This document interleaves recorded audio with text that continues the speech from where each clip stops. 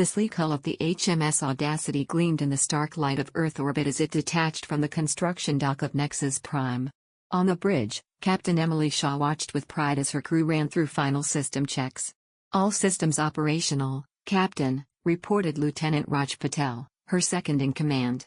"The Audacity is ready for her maiden voyage." Shaw nodded, her eyes fixed on the viewscreen. "Excellent. Helm, take us out. Let's see what this ship can do."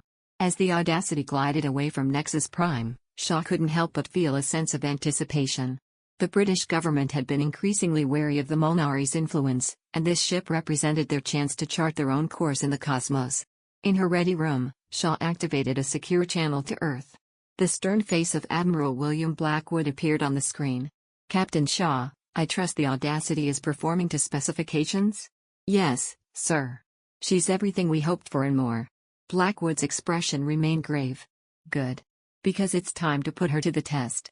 Your orders are to proceed beyond the solar system. We have reason to believe there's more out there than the Molnari have told us." Shaw's eyebrows rose. "Sir?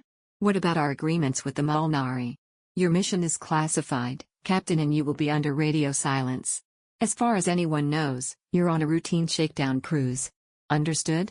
"Yes, sir," Shaw replied, her mind racing with the implications. As the Audacity set course for the stars, none of its crew could have imagined the danger that was rapidly approaching their home. Deep in the Nevada desert, Dr. Elena Reyes hurried through the underground corridors of Area 51. Her heart pounded as she burst into General Thomas Blackwood's office. "General, we've detected something. Multiple objects, approaching through a wormhole near Mars. They're not like anything we've seen before." Blackwood's face hardened. "Alien?" Reyes nodded. "Almost certainly. And sir, they're coming in fast." The general stood, moving to a secure console. "Have you informed NASA? Space Force?" "Not yet, sir. I thought you should see this first." As Reyes pulled up the data, Blackwood's eyes widened. The objects were approaching at an alarming speed, easily outpacing anything humanity had encountered. "My God," Blackwood whispered. "Get me the president. Now." Aboard the Ares colony ship, Dr. Yuki Tanaka floated in the zero-gravity recreation area, watching Mars grow larger in the viewport. After months of travel, they were finally approaching their new home.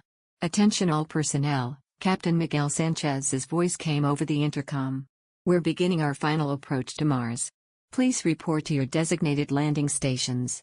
As Tanaka made her way through the ship, a sudden jolt threw her against the wall. Alarms began blaring. "All hands, brace for impact." Sanchez's voice was strained. Unknown vessels approaching at high speed. Before Tanaka could process what was happening, the world around her erupted into chaos. On the bridge of the Vigilance, Captain Michael Rosser received the distress call from Mars. "Helm, set course for Mars, maximum speed. Defiant, form up on us." As the two destroyers raced towards the red planet, Rosser stared at his tactical display in disbelief. "What are we dealing with?" "Sir," his tactical officer responded, voice shaking, "the alien ships. They just emerged from a wormhole. They're engaging the Ares and the Mars colony." Rosser gritted his teeth. "Prepare all weapons. We're not losing Mars without a fight." But as they approached Mars orbit, the true scale of the threat became apparent. The alien ships clearly outmatched them. "Incoming!" the tactical officer shouted. The Vigilance rocked violently as energy beams lanced out from the alien ships, tearing through its hull like paper. "Shields are ineffective," the tactical officer shouted. "Our weapons aren't even scratching them." Rosser watched in horror as the Defiant exploded in a brilliant flash. He knew they were outmatched, but he couldn't abandon the colonists. "Continue firing. We need to buy time for..." His words were cut short as the bridge erupted in flames. In the Oval Office, President Albert Chambers listened in horror as reports flooded in from across the solar system. "Mr. President," the Secretary of Defense said, his voice grim, "we've lost contact with the Mars colony and the Ares. The Vigilance and Defiant have been destroyed near Mars. These alien ships. They're cutting through our defenses like they're not even there." Chambers slumped in his chair, the weight of the situation crushing down on him. "My God. What about the Audacity? And the Harmony?" "The Audacity is on a classified mission beyond our system. The Harmony is still in Lox's space. We're trying to recall them now, but..." The president stood, moving to the window to stare at the clear blue sky. "Somewhere up there," Humanity's dreams of a peaceful expansion into space were being shattered. "Get me Ambassador Harlock," Chambers ordered. "I want to know if the Molnari knew about this threat." On Mars, the scene was one of utter devastation. The carefully constructed colony, humanity's first foothold on another planet, lay in ruins. Domes were shattered, exposing the interior to the harsh Martian atmosphere. The bodies of colonists floated in the orbit of Mars, a grim testament to the suddenness and ferocity of the attack. In orbit, the Mars station was a twisted wreck, pieces of it scattered across a wide area. Of the Ares colony ship, nothing remained but debris. The attacking ships hung in Martian orbit, their alien design a stark contrast to the human constructions they had so easily destroyed. They were angular, with jutting protrusions that seemed to serve no obvious purpose. Their hulls were a deep, burnished gold that seemed to absorb light rather than reflect it. Back on Earth, in the depths of Area 51, Dr. Elena Reyes worked feverishly at her console. Around her, other scientists and engineers rushed back and forth, the atmosphere thick with tension and fear. "General Blackwood," Reyes called out as the officer entered the lab, "I think we might have something." Blackwood strode over, his face haggard from hours of crisis management. "What is it, Doctor?" Reyes pulled up a holographic display showing a strange, alien device. "We have dozens of artifacts, schematics of things we have gleaned from reports of the Molnarian rocks and vessels and a few crashed craft. The separated departments' approach is great for secrecy, but we need a more focused effort. It is possible if we are able to put our divided groups of engineers together, we can increase our chances of coming up with something." Blackwood's eyes widened. "Get it done. I will draw up the paperwork." Reyes nodded and set to work collecting department heads that had been under orders to never discuss their work outside their departments. Area 51 was going to be less secret because of this, but productivity would skyrocket if the aliens didn't wipe out all life on Earth next. In Washington, D.C., President Chambers sat in the Situation Room, surrounded by his top military and scientific advisors. The atmosphere was grim, the faces around the table etched with worry and fear. "Mr. President," General Hawthorne began, "the alien fleet has taken up positions around Mars. So far, they haven't made any move towards Earth, but it's only a matter of time." Chambers nodded, his face ashen. "What are our options?" The room fell silent. Finally, the Secretary of Defense spoke up. "Sir, conventional weapons are useless against their technology.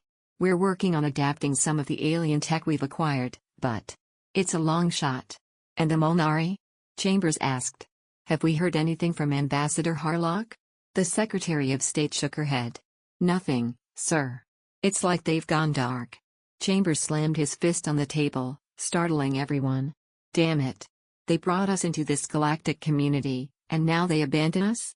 As the room erupted into frantic discussion, Chambers stood, his voice cutting through the din. "Enough. We will not give up.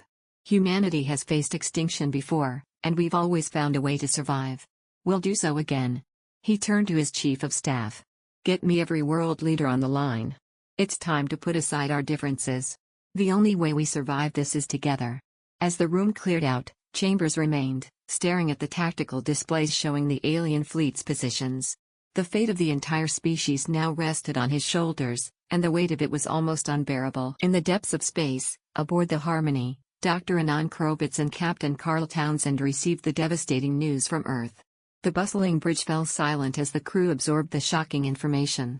"We have to go back," Anand said, her voice barely above a whisper.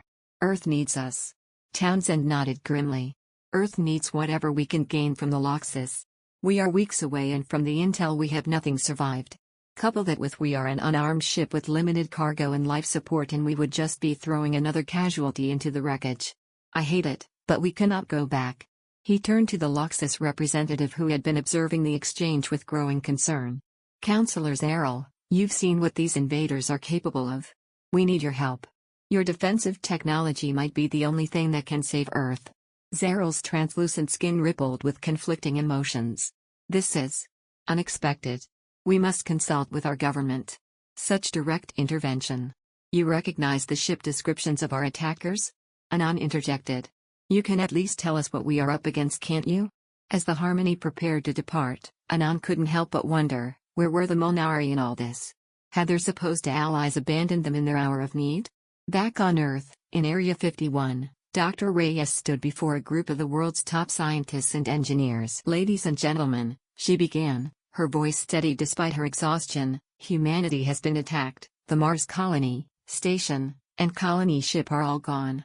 Due to this, Area 51 will be changing some policies. You may discuss your projects with anyone on staff.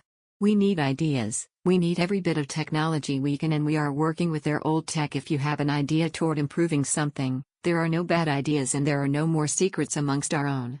As she outlined their plans, Reyes could see the mix of fear and determination in the eyes of her colleagues. They all knew the stakes. It was possibly already too late. Everyone in the room was smart enough to know wiping out all life on a planet was an easy thing for someone that could traverse the stars. Nudge an asteroid here or there and call it done. The alien fleet remained orbiting Mars, a sort of Damocles hanging over the heads of every human on the planet. The next few days would determine the fate of humanity.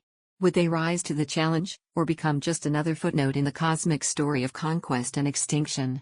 As the scientists of Area 51 worked tirelessly, protocols put into place for absolute secrecy were being broken down to allow more inter-department cooperation.